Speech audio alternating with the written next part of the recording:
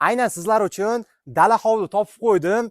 Joyi 4 sotixdan iborat bo'lib do'stlar. 3 xonali uyi ham bor ekan. Batafsil video davomida chatchiq tushuntirib o'taman do'stlar. Bu yerda ko'rishimiz mumkin. Zilionli zonamiz. Bu yerimizda mana oldin qurilgan uyimiz ham bor ekan. 3 xonadan iborat.